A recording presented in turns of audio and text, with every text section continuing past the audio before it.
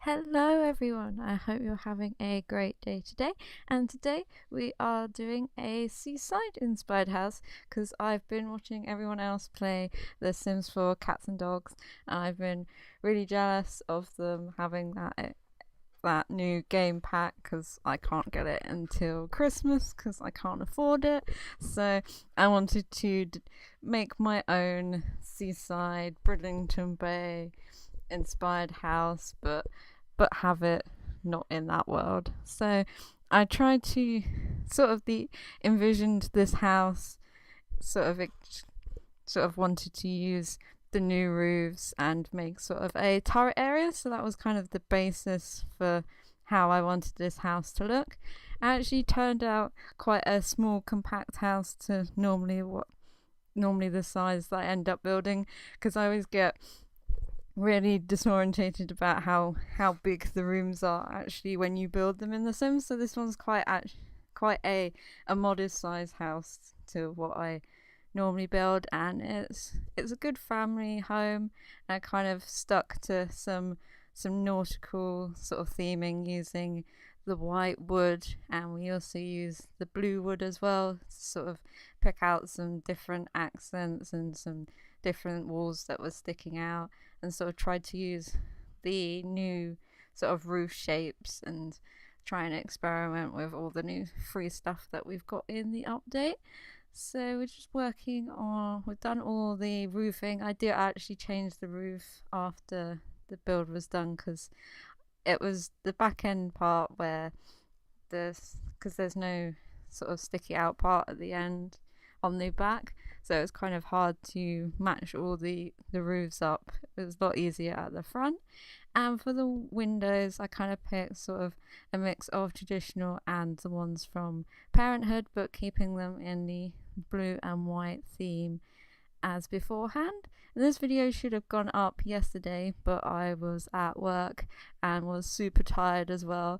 I was so tired, in fact, that my mum treated me to a cupcake after work, and I actually fell asleep in the cafe. So she was actually walking out the shop, and I was still there asleep on the sofas, and just woke up and was like, where are you? And she was just walking out. So she is a great mother.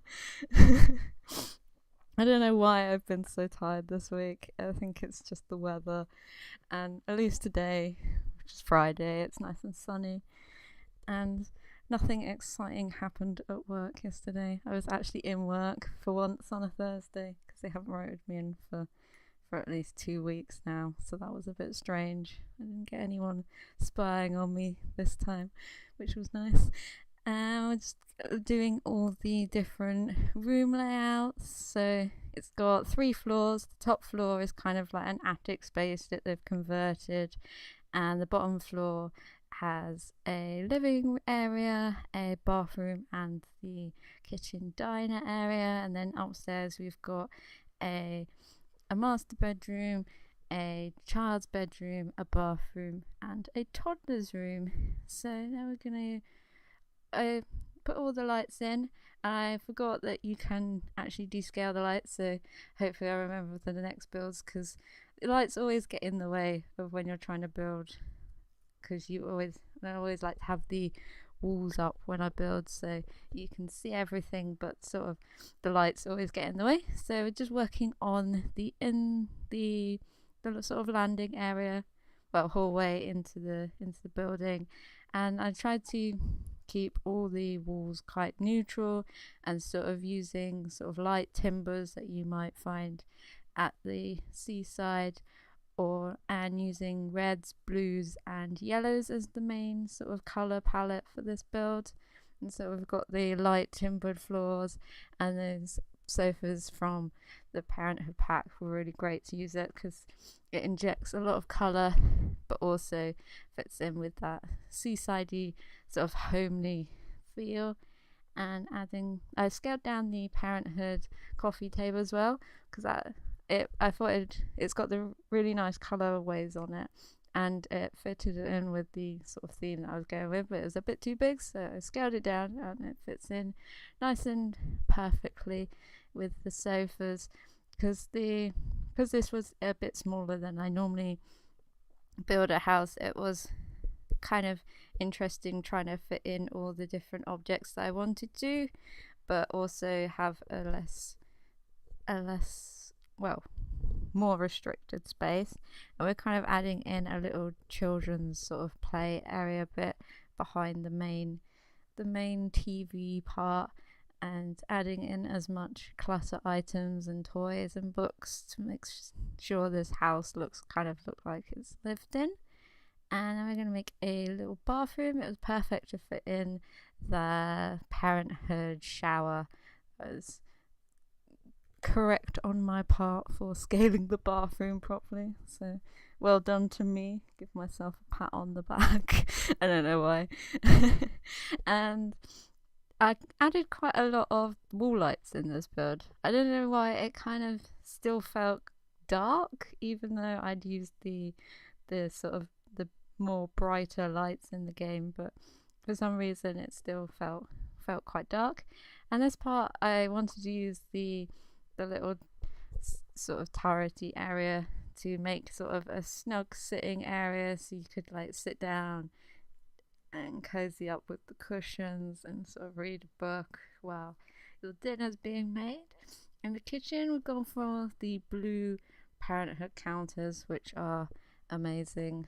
They're probably the best counters, and then teaming them with the white shelves from the same pack, and sort of mixing up the different variations to sort of try and tie in.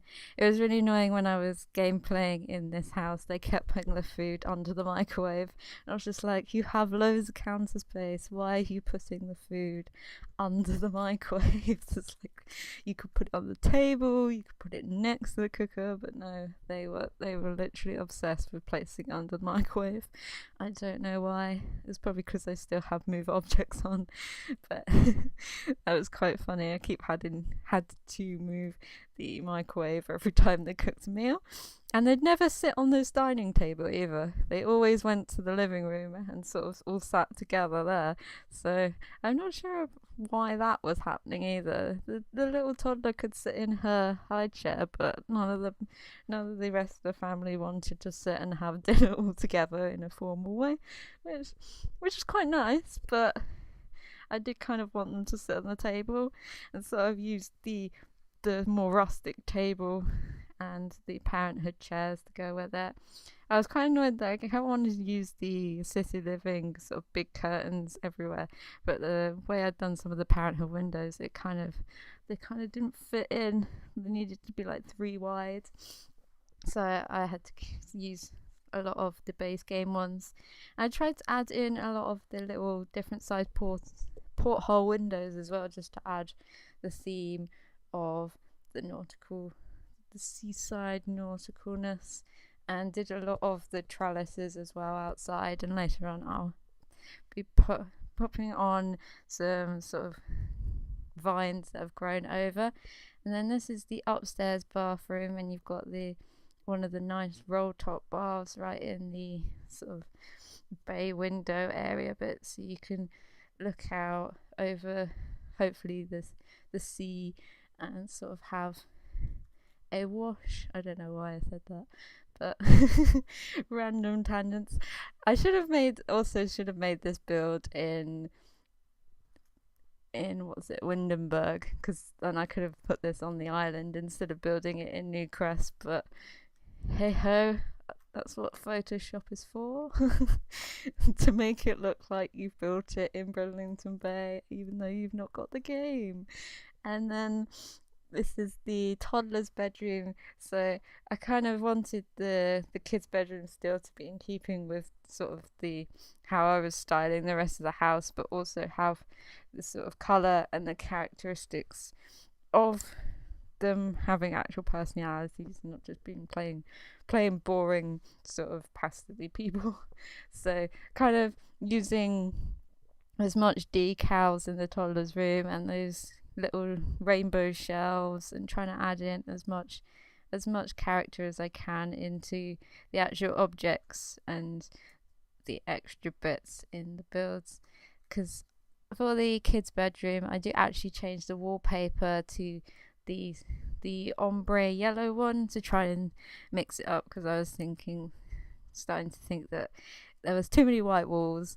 And the character I made for this was a guy, but obviously it can be used for anyone because it's got a really diverse mix of colours in this bedroom. So this one room's a bit more yellow, and sort of adding in the teal blues and some of the more creamy based objects. So it's still quite a neutral room, but tried to add in a lot of posters and sort of wall art to sort of liven up the room a bit. And then we change it to yellow. It always reminds me of like a gradient sand sort of scape.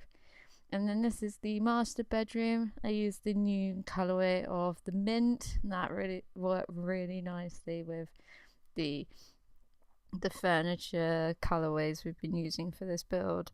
And sort of it was quite, I don't normally use the mint, and I know they've recolored a lot of the old items to have more pastel colors, so I think I'll be using the mint wallpaper more often. I only used it on 2 of the walls in this room, because just using them as feature walls and making sure that we had all the sort of hairdryer objects and makeup and all the different sorts of things. I always love using that fluffy rug that we got in the city living pack, because that always adds a touch of class to your master bedroom if you ever need any more class. And just adding a few paintings around. I was trying to pick the ones that had the most pastel colours in them. And then upstairs, sort of the attic area, and sort of using more bright colours. My favourite wallpapers in the game. Sort of using it for a teen's bedroom, and sort of picking the city living bed cover that matches the wallpaper like perfectly. Adding in a lot of greenery as well. And sort of trying to give it as much personality as possible. And I used the little poofs at the end of the bed to sort of make a seating area, and just raised up the record player to show that because this room, I had a teenage girl in my little playthrough, because I decided to play in it afterwards, and so I've had a teenage girl in here, but obviously it can be used for both. And using the parenthood little desk area, and using the one that's sort of, they might have painted it on themselves, sort of the little design. And I put a lot of the makeup and sort of more producty based things next to the mirror, like they sit on the floor in front of it and sort of do their stuff in the morning, or if they're going out. Sort of, they don't really have like a dedicated like table or anything. And this was a little bathroom upstairs, because obviously you don't want to be going all the way downstairs in the night just to go to the loo, and you probably like fall over going down the stairs in the dark. So I just made a little cute little bathroom at the front area, and doesn't have too much to it, and trying to use a bit more blue in the bathroom. And also make a little seating area at the top, sort of a chill space, but kind of like a non-space really, just kind of trying to fill up with sort of bookshelves and a nice painting. And then we're going to work on the landscaping. I did quite a lot of landscaping for this build, so adding in the little vines over the top of the awnings just to give it a little shade. And we do, on the back, we have a little green wall, so it kind of looks like the vines have grown up from the green wall into over the top of the roof bit.